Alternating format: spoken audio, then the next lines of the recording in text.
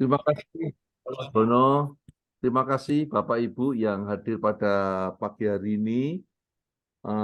Seperti yang kemarin minggu lalu yang sudah kita sampaikan dan di WA bahwa untuk kelanjutan pengajaran ini pada hari Senin sore Bapak Ibu, itu linknya sudah saya bagikan dan linknya itu requirement. Jadi linknya itu bisa dipakai terus gitu. Kemarin saya bagikan di Jawa 3, lah nanti mungkin Bapak-Bapak RP saya sampaikan ke jajarannya. Jadi yang untuk Senin sore yang Pak Ayu memberikan di prayer corner itu yang setiap Senin sore jam 6 itu Bapak Ibu. Linknya sudah ada kemarin saya berikan dan itu dipakai terus ya Pak Ayung ya. Oke, Bapak Ibu, kita akan meneruskan apa yang minggu kemarin Pak Ayung sampaikan. Kita merenungkan sepanjang minggu ini disampaikan di Yakobus 3 ayat 2 yang dikatakan sebab kita semua bersalah dalam banyak hal. Barang siapa tidak bersalah dalam perkataannya, ia adalah orang sempurna yang dapat juga mengendalikan seluruh tubuhnya. Saya ulangi poinnya yang penting, Bapak Ibu. Barang siapa barang barang siapa tidak bersalah dalam perkataannya. Nah, ini coba kita renungkan. Tentunya zaman berganti ya Bapak Ibu. Zaman dulu 2000 tahun yang lalu belum ada WA Bapak Ibu. Sekarang ada WA gitu.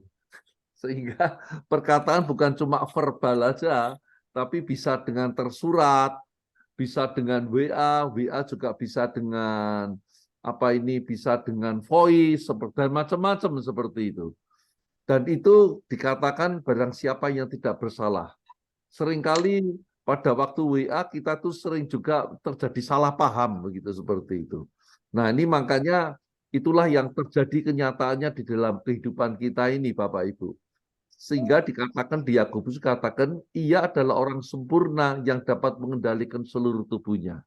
Jadi dari perkataan itu, dari pikiran, akal budi, pikiran, perkataan yang kadang-kadang perkataan ini dimasukkan dalam WA, nah itu kalau bisa mengendalikan Bapak Ibu, itu dikatakan adalah orang yang sempurna. Nah, Bapak Ibu, coba di sharingkan pada setiap kita yang diajak di sini, apa betul toh ayat firman Tuhan ini? Nah, bukan menguji Bapak Ibu, tapi mau sharing kenyataannya seperti apa gitu. Nah, kalau sebelum sharing saya tak sharing dulu Bapak Ibu. Jadi seringkali kita ini perkataan yang kita keluarkan dalam hati itu diamsalkan dikatakan itu. Nah, pada suatu saat saya pun juga demikian pada waktu meeting dengan teman-teman sekantor saya begitu. Dan ternyata tanpa ya sebetulnya sadar Bapak Ibu, tapi yang jelas itu ada kata-kata yang menyakitkan, kata-kata yang tidak pantas keluar begitu. Nah, kemudian apa yang mesti saya lakukan? Tadinya ya tidak sadar Bapak Ibu. Tapi dengan Pak Bernard itu selalu ngomong gini Bapak Ibu. Biarlah kalau malam hari doa malam itu sebelum doa malam kita mereview semua perjalanan hidup kita sepanjang hari itu. Apa kira-kira yang ganjel, apa yang kira-kira tidak benar minta ampun. Nah, saya kemudian tahu wah ada saya tidak benar ini. Dan lalu saya mesti minta maaf dengan rekan sekantor saya itu. Nah, itu kesaksian saya Bapak Ibu. Sehingga menjaga kata-kata itu menjaga pikiran ternyata Bapak, menjaga hati Bapak Ibu. Nah, juga demikian WA kadang-kadang sering salah pengertian lalu jadi tukaran Bapak Ibu. Nah, kita yang menyadari itu hendaknya ya kita mesti memperbaiki diri. Monggo, silakan Bapak Ibu yang mau sharing. Silakan. Mari Bapak Ibu. Ya RP-nya dulu aja lah. RP NCI, RP-nya Jateng 1. Mari Pak RP. Tadi kita loh Pak Narso. Lah itu Pak Narso delik nanggo pojokan. Maksudnya digambar di di mana di komputer saya nang pojokan Pak Narso. Mari Pak Narso.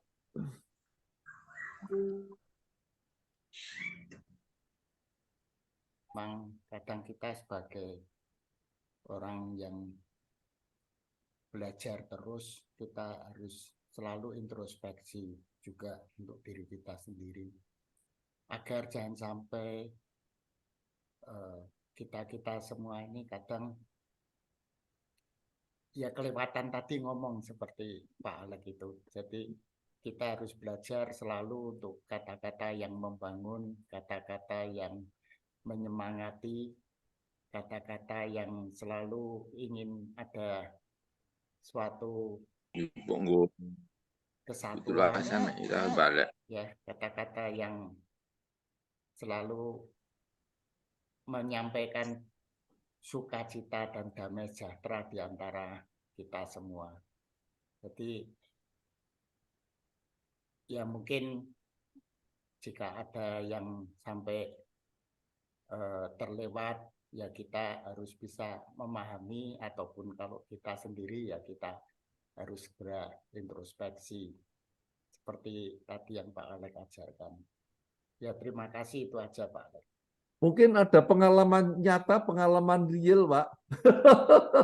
Ini kita kan baru sharing iman. Ya, kalau Ya, kita sama belajar nyata, gitu. ya pasti ada ya Pak ya. Terutama dalam kehidupan sehari-hari, kita ini tidak lepas dari segala sesuatu yang mungkin bisa membuat kita emosi ataupun melakukan hal yang tidak baik. Tapi ya itu tadi, kita harus belajar dari pengalaman yang ada. Itu aja Pak Alek. Terima kasih Pak. Terima kasih Pak Naso. Memang yang lebih penting lagi Bapak Ibu, pada waktu kita menyadari itu tidak benar, kadang-kadang kita tuh gengsi gitu. Apalagi yang seperti saya yang tadi saya katakan tuh secara urusan nang kantor tuh ada di bawah saya gitu. Tapi ya saya belajar lewat gospel ini, untuk saya tidak malu, saya tidak gengsi, saya telepon minta maaf sama dia seperti itu. Oke, Bapak Ibu, lanjut Bapak Ibu. Mari Pak Kamto. Pak Kamto ini banyak kesaksiannya nih Pak Kamto nih. Monggo Pak Kamto.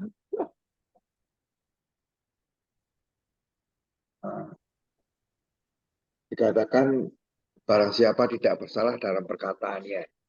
Saya kira tidak ada, Pak. Tidak ada. Semua kita pernah melakukan kesalahan, apalagi saya banyak sekali. Jadi kalau nanti kesaksian ya bisa 1 hari, Pak, karena banyaknya kesalahan. Cuma memang ya seperti tadi ada yang saya langsung ungkapkan, minta maaf. Juga ada yang wah rasanya gengsi, memang enggak perlu lah gitu. Tapi sebenarnya memang orang yang salah dalam perkataannya itu lebih menderita kalau tidak diungkapkan atau tidak diselesaikan. Kita ini ganjel, rasanya enggak enak. Mungkin itu aja Pak. Terima kasih Pak. Terima kasih Pak Kamto kesaksiannya. Mari Bapak Ibu atau Pak Gianto nih ya, kok kelihatannya mau bicara nih Pak Gianto. Ya Pak Alek, terima kasih Pak Alek.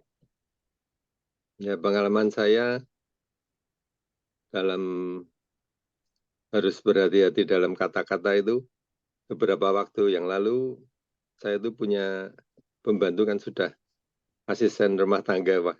Keliru bilang pembantu. Punya asisten rumah tangga itu sudah ikut lama sekali, sudah 40 tahun lebih, dan sudah tua. Sekali kebetulan sakit, setelah saya bawa ke rumah sakit, sembuh, pulang. Lah pas ngomong-ngomong sama saya dan istri, saya tuh tidak sadar. Saya ya ngomong biasa saja gitu, sepertinya udah biasa sama dia. Mbok ya, saya bilang sama istri saya, Mbok ya kalau suruh di rumah aja enggak apa-apa. Dia punya anak di Solo sini, sudah enggak bisa kerja gitu kok. fisiknya sudah lemah, saya bilang gitu. Tapi saya tidak sadar, tidak ada maksud saya untuk memberhentikan dia itu, tidak. Karena tujuan saya juga setelah di rumah anaknya juga mau saya pensiun gitu. Itu besoknya dia tuh bilang sama istri saya kalau minta pulang saja gitu. Terus saya tanya kenapa? Lah Yoging kemarin manggil saya tuh masih Yoging gitu. Nah, Yoging kemarin bilang saya udah enggak bisa apa-apa, enggak bisa kerja, ya saya tak pulang aja. Oh enggak gitu Mbok ya. Itu saya kaget, waduh berarti saya ngomong kemarin tuh salah ya, harusnya enggak begitu cara ngomongnya, harus yang lebih, jangan menusuk perasaan dia. Tapi waktu itu saya karena sudah terlalu biasa, sudah ikut saya lama sekali, jadi enggak pikir apa-apa gitu. Ternyata bagi dia satu kata-kata yang menyakitkan dia gitu. Terus akhirnya juga masih ikut saya, dan tujuan saya juga mau saya pensiun gitu. Jadi dia mungkin enggak tahu ya, belum saya sampaikan gitu. Jadi buat saya tuh harus hati-hati bicara kepada siapapun ya. Harus dipikir dulu, enggak asal ngomong gitu. Itu Pak Alex, terima kasih. Tuhan berkati. Pak Gianto, ini kita belajar banyak dari Pak Gianto, apalagi kalau kadang-kadang kita bicara dengan orang lain yang nggak kulino komunikasi begitu, kemungkinan juga cara komunikasinya lain antara apa ini tuan rumah dengan asisten rumah tangga itu bisa miskomunikasi seperti itu dan ganjel itu ternyata. Terima kasih Pak Gianto Bapak. Tadi yang Pak Kamto ngomong bahwa apa itu menjaga ngomongan itu memang tidak mudah gitu, makanya dibilang sempurna. Memang kenyataannya kita ini tidak ada yang sempurna gitu loh, Bapak Ibu. Oke, monggo silakan ada Bapak Ibu yang lain yang akan sharing. Ini kok Bapak terus 3 kali lah, Boya Ibu sekarang. Ini ada Bu Lili, ada Bu Sugiyarti, ada Bu Felix. Mari Bu, silakan bisa sharing. Apa benar toh firman ini benar apa enggak? Kan perlu minta maaf, perlu diuji gitu ya, tanda petik ya. Seperti itu. Mari Bu.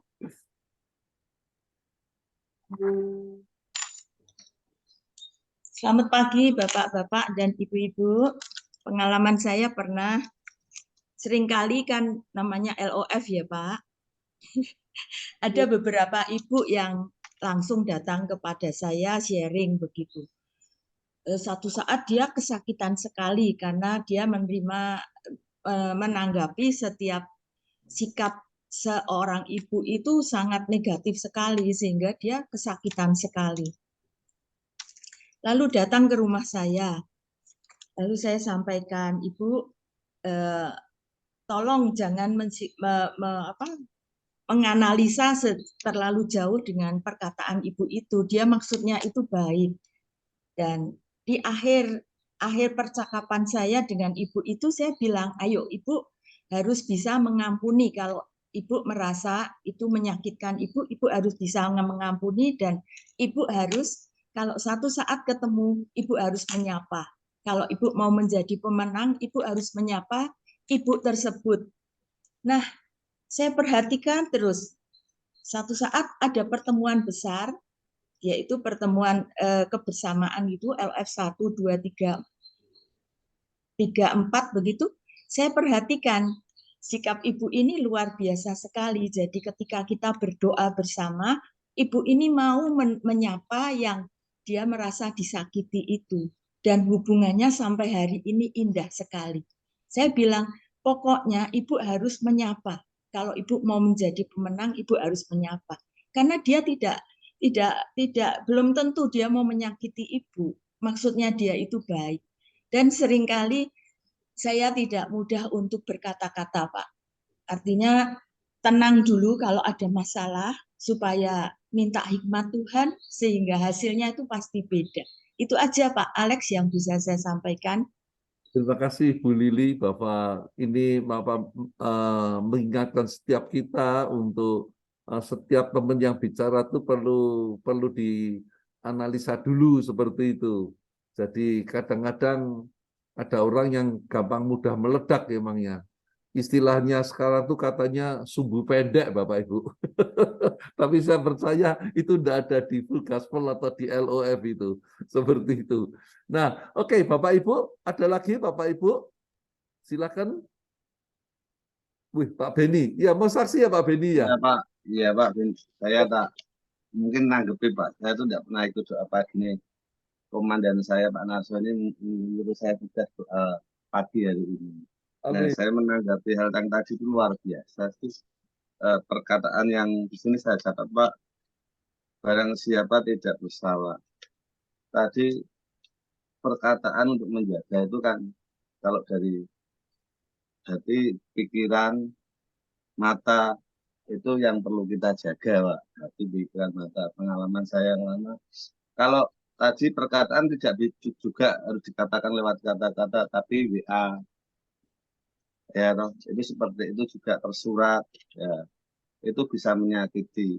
Ada istilahnya tren sekarang tuh kalau kita ikuti perkembangan zaman itu ya ada yang dikatakan kena mental, ya. Sekarang bagaimana mental kita aja, Pak? Saya maaf, Pak. Mental kita tuh bagaimana? Misalnya orang yang kena tersakiti juga orang yang mau mengungkapkan kata-kata sakit itu juga itu kena mental, sama-sama kena mental Pak. Tapi saya setuju dengan Pak Amto, tidak sempurna, tidak ada kata-kata. Misalnya kita aja ngomong, Bapak jadi lelah, Bapak tidak sia-sia. Ada perkataan yang tren sekarang itu kan ada dua kata perkataan. Wah, ini kenal orang pusat ini. Ini mesti dekengannya orang pusat ini. Istilahnya kata gitu aja tuh. Kadang ada, saya tuh pernah mengatakan seperti ini sama saudara saya punya pengalaman. Wah, saudara saya ini menjaga keponakannya yang kecelakaan. Terus saya cuma mengatakan, Om, Tante, sekeluarga, jerih Anda tidak pernah sia-sia. Tuhan melihat hatimu ketika melayani, menjaga. Keponakan saya ini juga enggak ada yang jaga di rumah sakit. Ada pertanyaan teman yang lain ngomong gini, wah, iki mesti cerdak dek wong pusat. Itu yang positif. Ya, orang perasaan kita akan mengatakan, wah seperti itu. Ya, terus kadang-kadang mentalnya itu karena kita di dalam mental itu bisa kena ke semua orang aja Pak. Kalau dengan kata-kata yang nyakiti, baik tidak melihat siapa saja, itu pendeta, itu orang kaya, itu presiden kita juga. Ya, kita kalau bilang jaga kata-kata di perusahaan, saya cuma pernah pesankan sama anak saya, Nyo, kalau kamu tuh belajar lulus kuliah, bekerja di mana tempat, kamu harus punya mental. Sepinter kapanpun, sehebat apapun rohanimu, sehebat apapun, ketika kamu diserang orang, ngomong orang yang nyakiti kita, kamu tidak usah balas perkataan, siapkan mentalmu aja. Saya katakan seperti itu. Jadi kalau istilah pengalaman saya yang hidup lama saya, Pak Ayung atau Pak Alek, dulu kamu baik, aku baik. Kamu jahat, aku tetap baik. Kalau saya dulu enggak. Kamu asik, saya asik. Kamu enggak asik, semakin asik saya. Nah, bagaimana hidup kita diterapkan di Full Gospel, ketika ada orang ngomong baik, ya udahlah. Ya, kalau orang yang ngomong yang jelek atau kita cuma hanya bisa diam, kalau sekarang ya kan akan kelihatan sendiri mentalnya Pak. Ya. Jadi ketika ada sempurna itu punyanya Tuhan. Ini hanya pengalaman saya Pak. Jadi tidak bisa kita ngomong sempurna. Istilahnya sekarang kan di viral, di TikTok dan yang lainnya, aduh kena mental orang itu. Padahal kita cuma ngomong nasihati, ngomong baik aja, orang itu udah baper. Dan itu kita melihat, kita ngobrol sama teman kita lagi ngobrol, terus orang lewat dilihat, kayak gegek cerita kayak aku ya. Nah, itu bagaimana kita bersikap. Saya kira seperti itu aja Pak Alek. Maaf ya, kalau ada kekurangannya dimaafkan. Terima kasih Pak Alek. Terima kasih Pak Beni. Jadi ini luar biasa. Ini kesaksian dulu ya Pak Yung ya, biar apa ini realnya tuh kayak apa yang terjadi. Tadi Pak tahu Bapak itu istilah sekarang tuh kena mental, tapi artinya gampang kesinggung ya Pak Beni ya. Gampang kesinggung, jadi yang memang ada orang yang apa itu bisa keluar tadi itu nyelekit tadi itu seperti itu. Ya, itu semua dari hati masing-masing Bapak Ibu. Tapi kita belajar, saya itu ingat satu firman Tuhan yang tak tulis di mana di pengilon saya itu Bapak Ibu. Tulisannya gini, itu ingatkan saya. Ditulis gini, di 1 Petrus, saya lupa Petrus berapa, hendaknya kamu menjadi kudus dalam seluruh hidupmu, dikatakan begitu. Jadi ya termasuk perkataan ini, bukan nak dino minggu dok dungo gereja, tapi hendaklah kamu menjadi kudus dalam seluruh hidupmu. Nah, jadi itu sebetulnya menjadi cita-cita kita semua. Oke, mari Bapak Ibu ada mau menambahkan? Silakan Bapak Ibu. Mau menambahkan, mungkin Bu Ali mau menambahkan, tapi kok sudah siap-siap kayak Tadi Bu, belum dibuka Bu.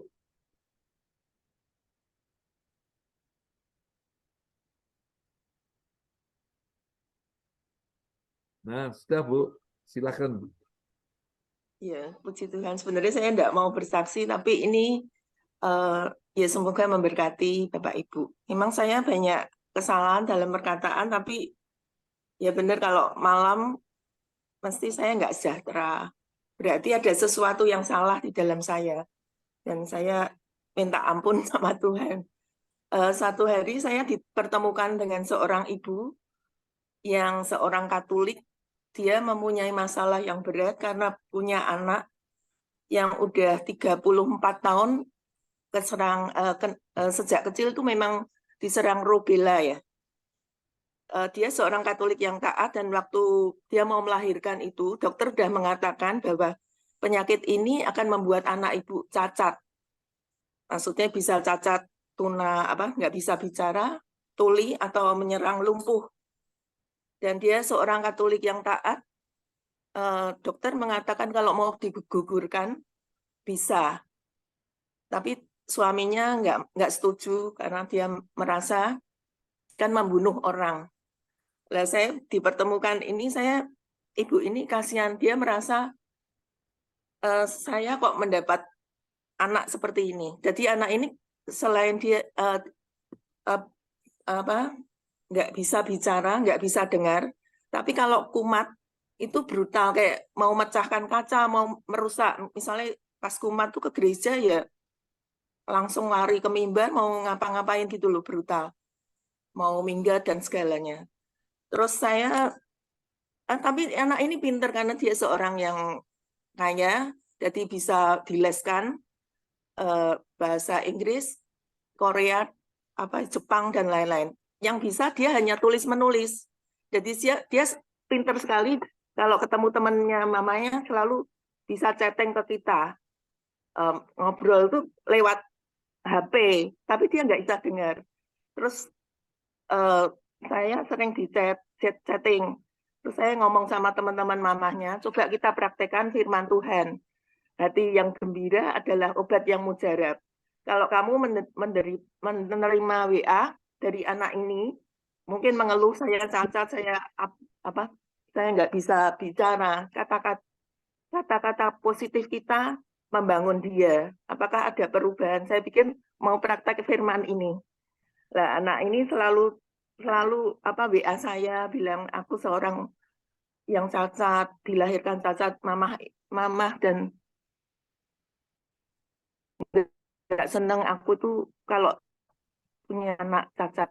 Maksudnya dia merasa dia tuh cacat, dia mengeluh gitu. Tapi saya selalu balas dia bahwa kamu nggak cacat, kamu sempurna, kamu berdoa. Dan temannya mamahnya juga di chatting gitu. Tapi dia mereka juga membalas positif. Akhirnya singkat cerita Bapak Ibu, ada perubahan. Jadi anak ini tuh mamahnya bilang kaget. Anak ini selalu mengajak mamahnya tuh berdoa. Jadi saya pikir wah ini ada perubahan. Dan setelah sering kita chatting, dia dalam bulan-bulan ini nggak brutal gitu, nggak membuat beban mamahnya ya.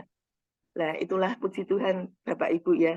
Mungkin melalui perkataan kita yang baik, melalui kita praktek firman, akhirnya mulai terjadi. Nah, ini saya pengen dia itu bisa membaca firman Tuhan. Nah, saya nanti pengen kasih dia kitab, karena dia senangnya baca komik, minta saya komik Jepang, komik apa. Ya, begitulah puji Tuhan Bapak Ibu ya. Terima kasih Bu Ali, kesaksian luar biasa. Nah, ini bagaimana kata-kata itu membangun. Bahkan kata-katanya ini orangnya tidak krungu, tapi sekarang lewat teknologi, lewat WA, jadi bisa membangun seperti itu. Nah, oke, saya serahkan kepada Pak Suhadi Iskandar. Monggo, Pak Yung. Iya, terima kasih Pak Alex. Oke, saya rangkum ya. Jadi kita sudah belajar Valor Man.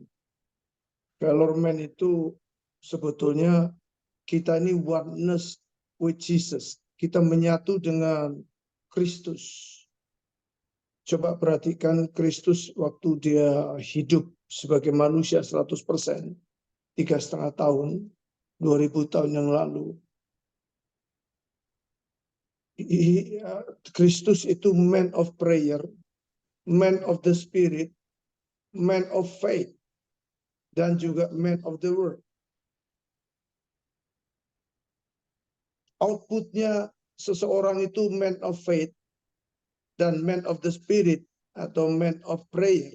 Orang yang berdoa, atau dia ini orang yang dipimpin oleh roh, seperti yang ditulis di Roma 8.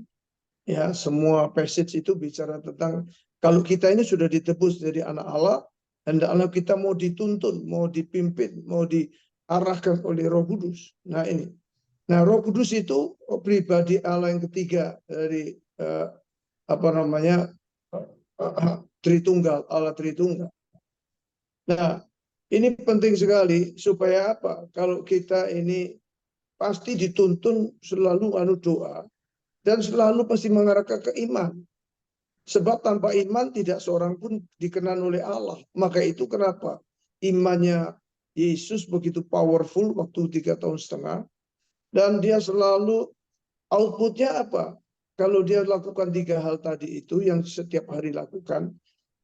Pasti dia keluarnya perkataannya Bapaknya. Dia sendiri berkata, aku mengatakan bukan yang keluar dari diriku tapi dari Bapakku. Wah, luar biasa. Maka itu kenapa Bapak Ibu ada program FCBH. Kita untuk merenungkan, membaca, mendengar, kemudian renungkan, refleksi, terus bikin jurnal. Tujuannya supaya itu mancep di alam bawah sadar kita, sehingga saat kita hadapi, kayak Tuhan Yesus juga ngadepin itu.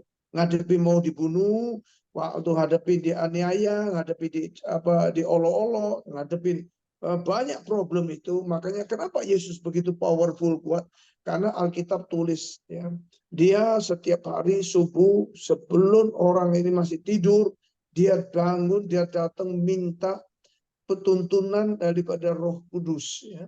Dia minta hikmat dari Bapaknya, dia minta power, kekuatan dan kuasa dari Bapaknya. Itu makanya kenapa the whole day, seluruh hari-harinya Yesus itu penuh kemenangan, itu perkasanya, ya sempurna. Nah, tadi saya garis bawahi untuk Pak Benny, kata kita nggak mungkin bisa. Nah, kalau kita sudah ngomong kita nggak mungkin sempurna, terjadi sesuai dengan apa yang kita ucapkan.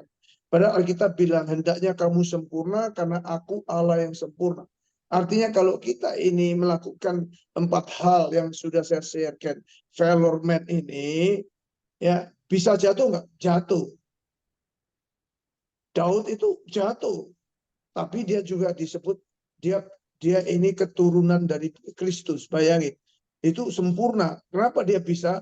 Karena dia minta maaf, dia jatuh, salah, dia nggak mengulangin. Nah, seringkali kita ini yang tidak sempurna itu apa? Dablek, keras hati, kuku. Begitu kita salah, nggak mau minta maaf, nggak mau, yang namanya minta maaf itu jangan lakukan lagi, Bapak Ibu. Lah terus diulang-ulang lakukan itu namanya nggak bisa sempurna. Itu carpe diem, berontak, roh pemberontak. Ya Pak Alek. Jadi maka itu Alkitab banyak sekali tulis berjaga-jagalah, berjaga-jagalah.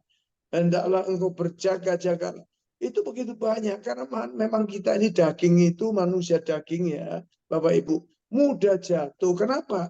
Karena kita ini ada keinginan, kehendak, ya, ada perasaan, ya, ya kita diberikan indera, telinga, rasa, mata, mulut, ya ini jadi makanya terakhir kenapa mulut cuma satu, kenapa telinga dua, mata dua, yang lainnya semua dua, kenapa cuma mulut satu?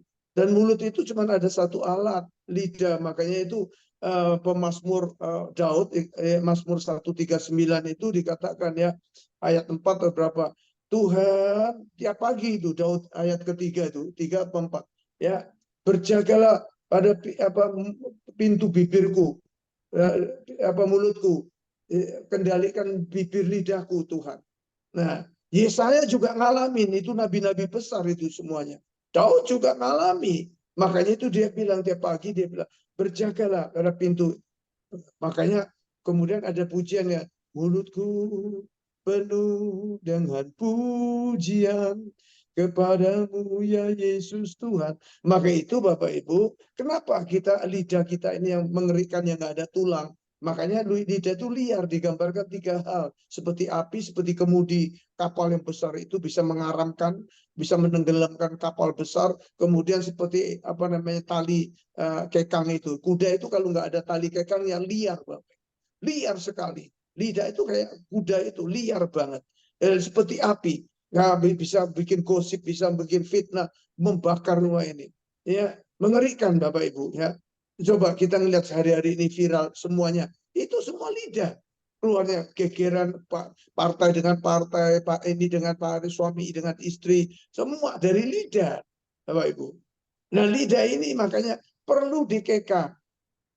Ya, makanya sebelum kita cerot, makanya mesti dengarnya itu diperbaiki, lebih banyak mendengar. Kemudian kita juga kalau melihat ini nggak layak, ini bukan bagian kita, delete, nggak perlu lihat. Kita mendengar, kita timbang telinga yang satu untuk mendengar ini benar apa enggak ini kelola. Jangan langsung disebarkan, cerot lagi, ngomong lagi. Waduh, Bapak Ibu, itu menyebabkan kita padahal Alkitab tulis ya, setiap orang percaya kita ini anak-anak Allah itu membawa damai. Membawa damai, Bapak Ibu. Jadi kita koreksi aja. Kalau kita ini tidak merepresentasikan ya Pak Alek, representasikan the kingdom of God. Kerajaan Allah itu bukan makan dan minum, tetapi adalah damai sejahtera, sukacita oleh karena kuasa Roh Kudus. Roma 14 ayat 17.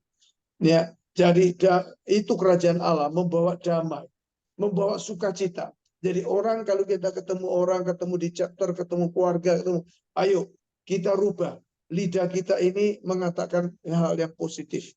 Ya, untuk itu latihannya. Nah ini Bapak Ibu, latihannya usahakan setiap pagi bangun tidur, jangan cari WA, jangan cari apa koran, jangan cari burung, cari hobi-hobi. Jangan, cari Tuhan dulu, cari kebenarannya, firman-Nya, dan kumandangkan, disuarakan di kamar saudara, di ruang tamu, di ruang keluarga, di ruang living room atau kumandangkan, biasakan.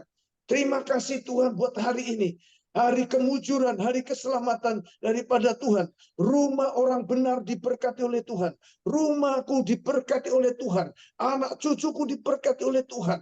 Terima kasih Bapa.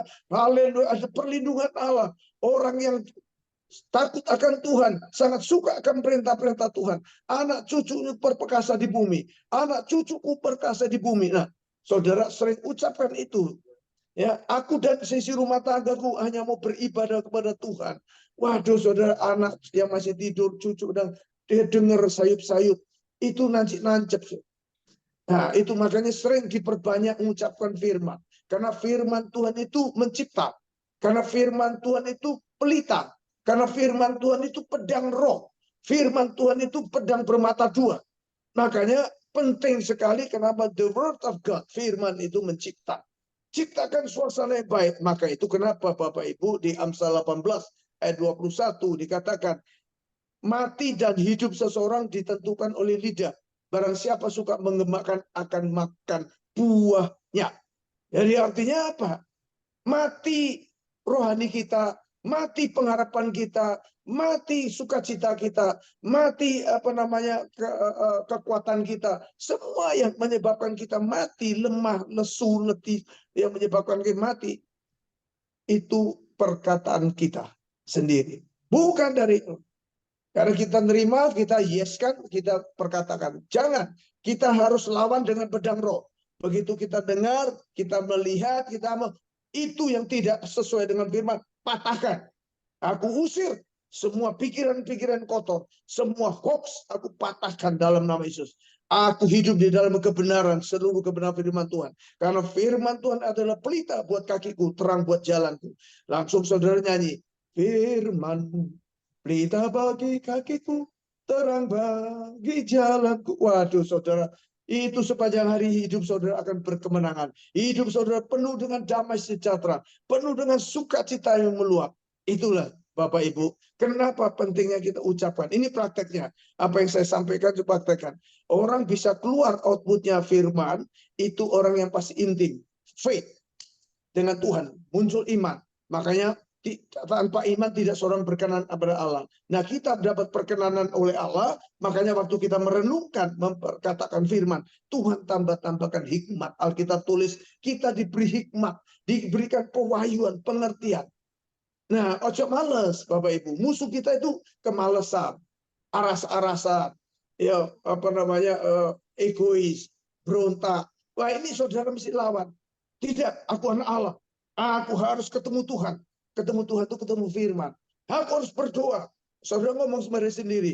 Ya, makanya itu Mazmur 103, 104. Itu coba lihat Bapak Ibu. Nanti baca itu ayat-ayat itu. Baca setiap pagi. Setiap pagi baca Mazmur, itu hubungan kita dengan Tuhan. Pujilah Tuhan, hai jiwaku. Pujilah Tuhan, hai segenap batinku. Karena Dia yang melepaskan aku dari lubang kubur. Dia yang menyelamatkan aku dan seisi rumah tanggaku. Waduh, Bapak Ibu, ini kalau saudara terbiasakan hal-hal yang membangun the kingdom of God. Hidup Bapak Ibu itu penuh dengan keperkasaan. Sikina glory itu ada dalam keluarga saudara. Bapak Ibu semua. Ya, jadi praktekkan. Nah, kalau ketemu dengan teman, ada pengaduan dari field trip, dari RD-nya, dari chapter, dari member, ojo langsung responsif, langsung ajak doa. Ayo kita doa ya. Kalau ngelek-ngelek ayo dikatakan, mungkin dia sedang punya masalah. Ayo kita doakan dia. Nah, itu Bapak Ibu, itu namanya man of the prayer, man of the spirit. Itu selalu keluarnya the word of God, firman Tuhan. Sehingga kalau saudara dalam nanti di company, di perusahaan, di pekerjaan, di mana saja, begitu ada diskusi, ada apa semuanya mengarah kepada pertengkaran apa, jangan tambahi dengan pikiran kita, dengan kemauan kita, karena daging itu lemah. Ingat ya, daging lemah. Daging itu selalu membuat perseteruan. Daging selalu membuat kekacauan. Daging itu selalu membuat keonaran. Oleh karenanya Bapak Ibu, kenapa kita belajar Alkitab ini, belajar firman Tuhan, kita belajar firman yang keluar firman. Kalau yang keluar firman Tuhan, saudara, itu luar biasa. Contohnya, ya, ada satu teman itu waktu itu mau ribut, dia dituduh macam-macam, dia marah. Saya cuma terus langsung wadul sama saya. Ya apa? Tujuannya supaya saya bela dia. Ya, karena dia pimpinan juga. Ya, Pak, ayo ini gimana? Waduh, saya dituduh, saya nggak bisa terima. Marah dia. Dia nggak mau terima, dia mau teruskan. Saya bilang, Pak, ingat ya, Tuhan Yesus itu bukan cuma dituduh, dia dicaci maki, dia diludahi, dan Tuhan Yesus responnya apa? Langsung Bapak Ibu berambang mata nih. Langsung itu seperti disiram air. Aduh, amin, amin, amin. Pak Yung, amin. Terima kasih, Pak Yung. Terima kasih. Lihat, cool, tenang. Nah, itu kita membawa damai, kita membawa tenang. Oh, untuk direspon, terutama ibu-ibu ya. Saya setuju dengan Bu Lili tadi, sama Bu Ali tadi. Ya, nah itu yang keluar selalu the word of God, firman Tuhan. Karena firman Tuhan itu mencipta. Firman Tuhan itu pedang roh. Firman Tuhan itu, Injil itu kekuatan Allah. Roma 1 ayat 16 yang menyelamatkan perselisihan, menyelamatkan perceraian, menyelamatkan ketidakharmonisan dan sebagainya. Tuhan Yesus berkati. Oke, terima kasih Pak Ayung. Kalau masih kangen lagi dengan sharing firman-nya, hari Senin Bapak Ibu, Senin jam 6 sore, itu sampai jam 7:30, 45 menit Bapak Ibu. Jadi di situ semua belajar untuk seperti ini Bapak Ibu, cuma lebih karena waktunya lebih panjang sehingga bisa lebih intens seperti itu. Nah, terima kasih Bapak Ibu. Selama kebersamaan ini tidak kroso berapa tahun ya Pak Gianto ya, mungkin ada 2 tahunan mungkin ya, 1 tahun ya, 2 tahunan ya Pak. Ya, dengan adanya sekarang di mana Jateng. Masih ingat nggak Pak Alex? Kalau boleh saya tanya sekarang 4 RP ini hadir, masih ingat nggak yang saya sharekan yang sampai saya bekalin itu apa aja? Pak Kamu yang ada. Oh, karena Pak Beni Pak Beni. Pak Beni Lianto. Ada. Masih ingat Pak? Di samping Velorman apa?